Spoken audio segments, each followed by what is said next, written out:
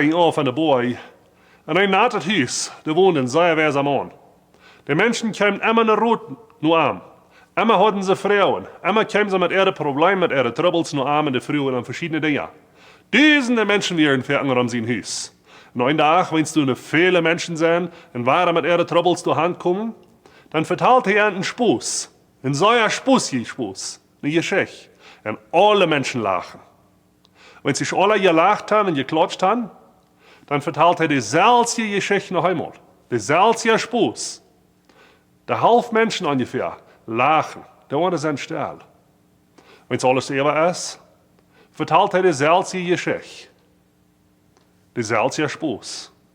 Weil sich alles eber ist, hij voor je verteld heeft, keiner lacht, keiner klatscht. Und ein Mann fragt ihm, na, what's that? Wieso vertelt sie uns wahrer, dezelfde Spaß? Das wir spaßig zum ersten Mal, nicht antwortet auch, er ist nicht mehr so spaßig. Ja, sagt es, wer ist am Mann?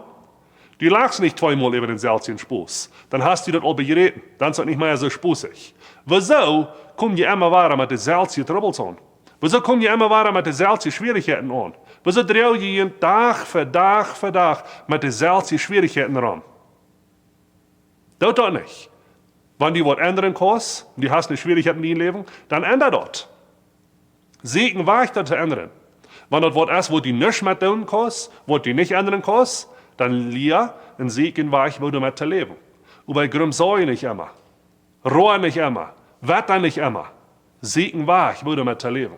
In Philippa Kapitel 4, Vers 6 und 7, du sagst dort, sorg ihn am Nisch. Dort alle Dinge, alle Dinge vor Gott bringen. Mit Beten, mit Prachen und mit Dankeschön sagen. Und wenn wir das tun, sagt die Vers 7, dann wird sein Fried, was gerade ist, dass wir alles verstehen können, sein Fried, dort bei uns Worten kommen. Und wir brücken nicht immer ran und wettern. Sag mal die von dir im Auto sprechen. Wenn du in Trouble bist, wenn du eine Schwierigkeit im Leben hast, dann darüber mit. Fingen war ich, wo du kannst du mit schaffen. Dort wird besser, was die Trouble gelöst ist. Und wenn du kein Weich hast und du kannst nichts mehr tun, du kannst keine Lösung finden, dann segen weich, wo du kannst mit leben. Bring es vor Gott. Dank am erstmal für alles, was du hast.